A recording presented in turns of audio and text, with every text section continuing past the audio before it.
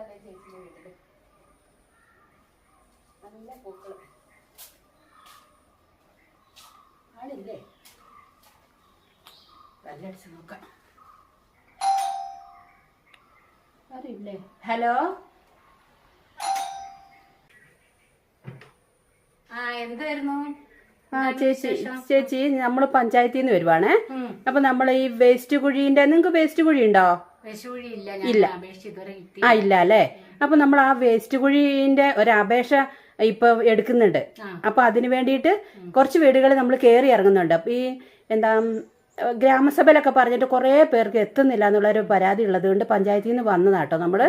അപ്പം നിങ്ങൾക്ക് വേസ്റ്റ് കുഴി വേണമെങ്കിൽ അതിന്റെ കാര്യങ്ങളൊന്ന് എഴുതിയെടുത്തുകൊണ്ട് പോകാനായിട്ട് നമ്മൾ വന്നതാണ്.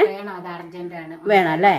അപ്പൊ നമ്മുടെ അഡ്രസ്സും കാര്യങ്ങളും ഒക്കെ വേണം ചേച്ചി. പിന്നെ നമുക്ക് ഇതിനു വേണ്ടിയിട്ട് നമ്മളൊരു ക്ലാസ്സും കൂടെ തരുന്നുണ്ട്. അതിന് വേണ്ടിയിട്ടും കൂടിയാണേ വന്നത്. അപ്പൊ നമ്മൾ അതൊന്ന് പറയാം അല്ലേ? അപ്പൊ ചേച്ചി എന്തൊക്കെയാണെന്നറിയോ പറയാനുള്ളത്? നമ്മള് അതൊരു ടാങ്ക് ആയിരിക്കും, ഒരു സിമെന്റിന്റെ ടാങ്ക് ആയിരിക്കും കേട്ടോ. അപ്പൊ ടാങ്കിന് ഒരു അടപ്പുണ്ടാവും. അപ്പൊ നമുക്ക് എവിടെയാണോ ഒരു സുരക്ഷിതമായ ഒരു വീടിന്റെ ഒരു മൂലയ്ക്ക് അത് നമ്മൾ വെച്ചു കൊടുക്കാട്ടോ ചെയ്യുന്നത്.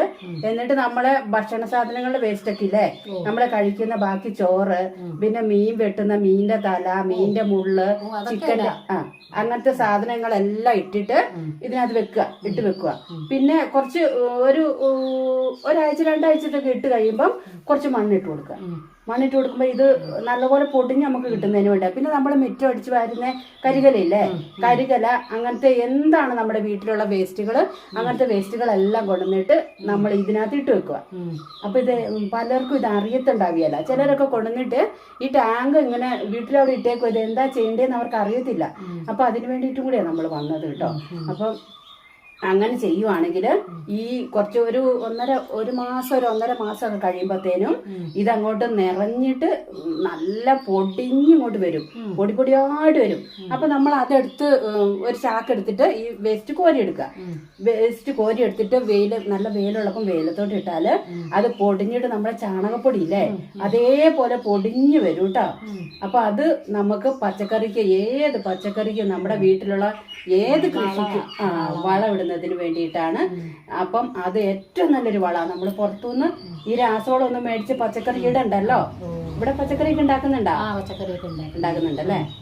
അപ്പൊ അങ്ങനെ ചെയ്യുവാണെങ്കിൽ നമുക്ക് നല്ലൊരു വളം, നമുക്ക് ജൈവവളം നമുക്കത് പഞ്ചായത്തിൽ നിന്ന് കിട്ടും. പഞ്ചായത്തിൽ നിന്ന് അവർ തരും. അപ്പൊ നമ്മുടെ പേരും അഡ്രസ്സും ഒക്കെ നമുക്ക് ചേച്ചി എനിക്ക് തരണം കേട്ടോ. അപ്പൊ അതിന് വേണ്ടിയിട്ടാണ് നമ്മൾ വന്നത്.